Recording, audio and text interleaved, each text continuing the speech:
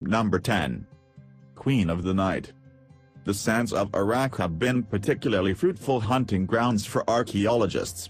The region of Mesopotamia, which was between the rivers Tigris and Euphrates, was one of the first places that civilization flourished. For thousands of years, people have lived, fought, and prayed there. Out of the soil of the region have come fragments of some very strange gods. In the 1920s, a clay panel emerged with a weird set of figures on it. The panel was dated to sometime in the 19th or 18th century BC. A naked and winged woman stares directly out of the scene.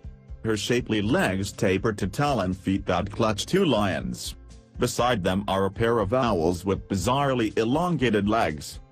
Now known as the Queen of the Night, the object is in the British Museum. In its own time, the panel was probably a cult item that was a focus of devotion.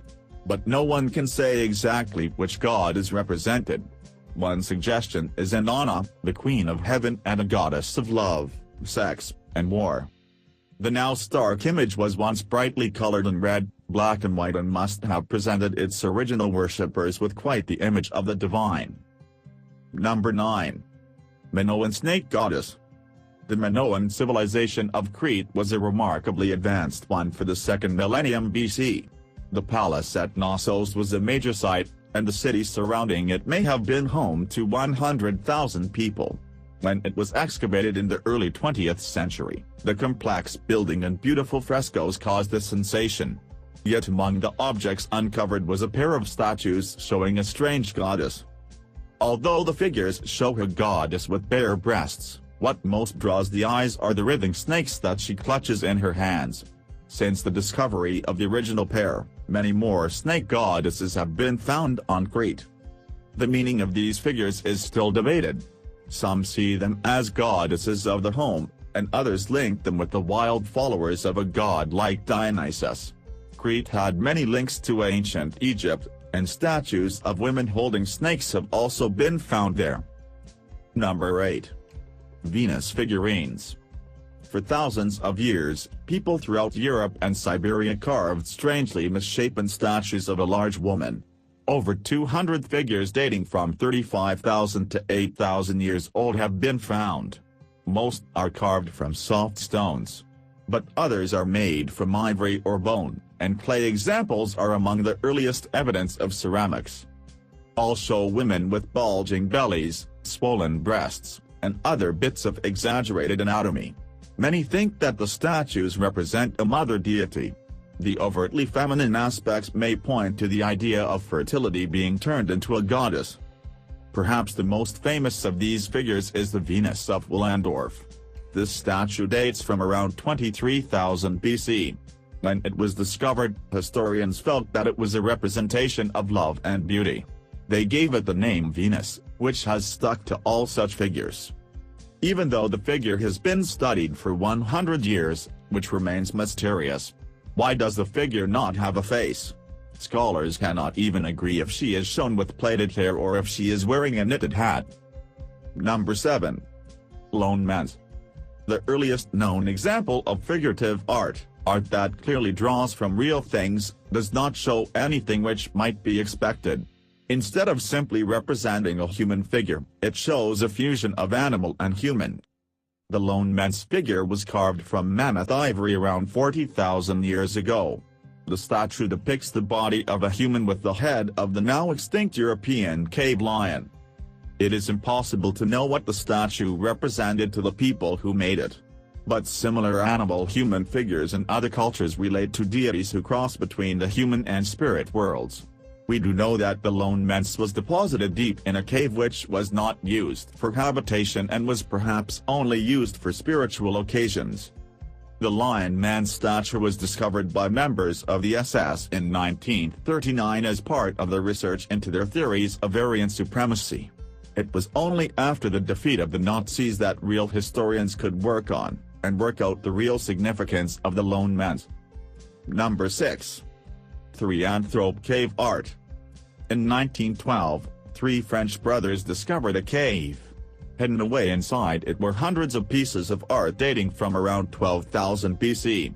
A bone fragment with the carving of a cave cricket was so detailed that it allowed researchers to identify the species shown and may be the earliest image of an insect yet discovered. More attention was given to a figure found painted and etched into the walls of the cave. In yet another strange cross between a human and an animal, a human was shown with the ears and horns of a stag. This hybrid figure was found painted 4 meters above the ground. Of all the images on the walls of the cave, it is the only one in black. Researchers have found many examples from around the world of ancient people painting human-animal hybrids in caves. We may never know what such beings represented, but we do know that the idea of humans and animals being mixed together was a widespread one. Number 5. Tauret. The Egyptian pantheon featured its own array of animal-headed gods. You might enter a temple to find yourself faced by a deity with the head of a jackal, a hawk, or a cat. In some cases, though, it was not enough to simply blur the lines between two species. Instead, many were mashed together in a single god. Tauret was an ancient Egyptian goddess with powers of childbirth. She was also a special protector of women and children. Tauret is often shown walking upright like a human. But she had the body and head of a hippo, the back of a crocodile, and the claws of a cat. Her fearsome looks were used to ward off all kinds of evil.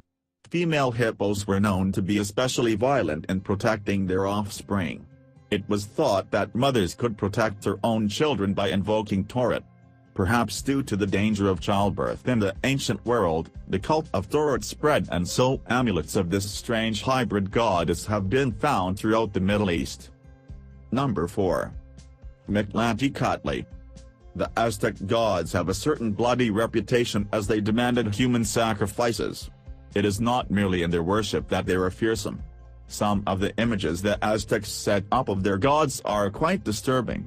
It is perhaps not surprising that one of the most unsettling is that of the death god, Mictlantecuhtli, who ruled over the lowest level of the Aztec underworld. Mictlantecuhtli was closely linked to animals like owls, spiders, bats, and others of a sinister reputation. In his statues, he is usually shown with the withered head or bare but grinning skull. His large staring eyes help him to penetrate the deep gloom of his realm. On his body, spots of red blood can be seen. When archaeologists discovered the first temple of Mictlantecuhtli in 2013, they realized to whom the temple belonged when they discovered human skulls with red pigment smeared across their mouths, similar to how Mictlantecuhtli is often shown. Number 3. Celtic heads. The Celtic tribes which occupied Europe before the rise of the Roman Empire had a complex society. They left rich material remains for archaeologists to study. One of their religious practices has helped studies of their culture. Celtic peoples would often place items in rivers and springs as offerings. Sometimes, searching these sites brings up golden objects, weapons, or ominous carved heads. These simple, almost blank Celtic heads are found throughout Europe and are not limited to water locations. Celtic heads have been found buried or can even be seen incorporated into Christian churches. The Celtic head discovered at Corlahill in Ireland is one of the most intriguing examples. The stone has not one but 3 faces staring out of it in different directions. Each face has a similar expression and bulging eyes. Some think the statue represents an all-seeing god, one who can see in all directions. Number 2. Mask of Xiuhtlacutli. Xiuhtlacutli was the Aztec god of fire and life after death. He was also known as the Turquoise Lord, so it is understandable that the Aztecs would use that material in their images of him.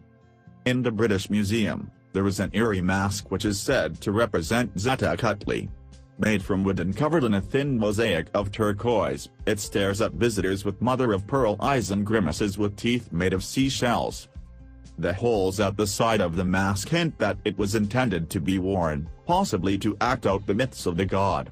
Some have suggested that the mask would be worn by those who were being sacrificed to Xiuhtlacutli, as we know other gods were honored in this way. It seems likely that the mask was part of the plunder taken from the Americas by Hernan Cortes to be presented to the King of Spain. Number 1. Shigur idol.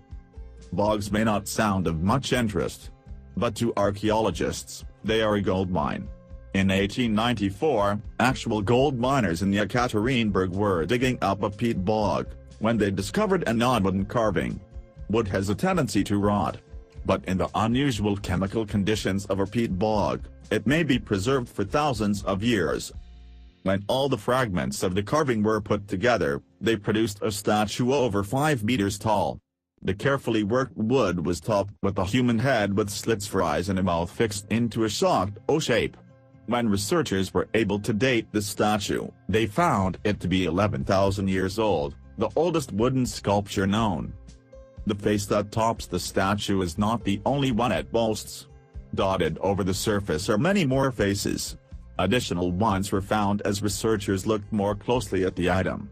Exactly what the other carvings on the Shigar idol mean is open to debate, but one researcher sees the zigzag pattern as a warning to people to keep out of a holy area. Researchers are now searching the area for more evidence about the people who carved this item. Yeah.